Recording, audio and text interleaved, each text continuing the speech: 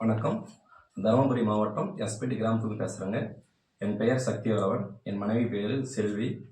எங்களுக்கு திருமணமாகி 14 வருஷம் ஆகுதுங்க. நாங்கள் இருவரும் இன்ன வரைக்கும் சந்தோஷமாக இருக்கிறோம். நாங்கள் இருவரும் சாதி மறுப்பு திருமணம் பண்ணிக்கிறோங்க.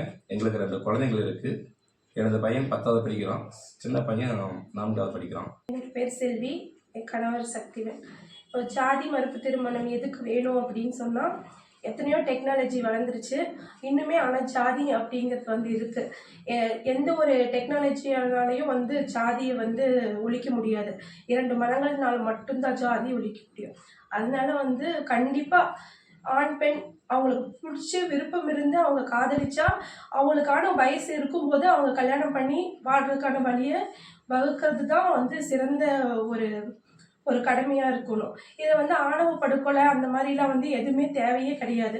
ஏன்னா 20 வருஷம் வளர்த்துன அப்பா அம்மாவை தாண்டி ஒரு 2 வருஷம் பழகின பையன் கூட போகும்போது அவங்களோட எவ்வளவு அவங்கள புரிஞ்சு நடந்துக்க முடியுமோ அந்த அளவுக்கு அவங்க தன்னோட மன வாழ்க்கையில் அவங்க ஈடுபடணும்னு சொல்லி பேசிதான் அவங்க போறாங்க.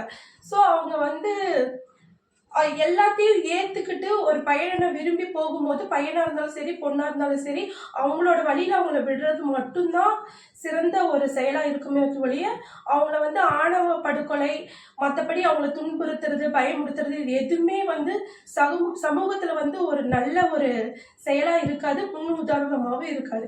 இதை பத்தி நிறைய தலைவர்கள் பேசியிருக்காங்க. நாங்களும் பார்த்தா சாதி மறுப்பு திருமணம் தான் இது வரைக்கும் எங்க அம்மா அப்பா வீட்டுல இருந்ததை விட நல்லா வச்சிருக்கிறாரு.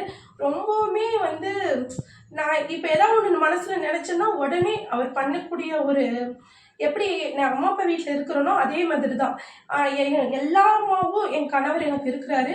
என் குழந்தைகளுக்கும் அதே மாதிரி தான். நாங்கள் எந்த விதத்துலையும் யாருக்கும் நாங்கள் குறைஞ்சு போகவே இல்லை. எல்லா விதத்துலையும் எங்கள் வீட்டுக்காரர் ரொம்ப நல்லா பார்த்துக்கிறாரு.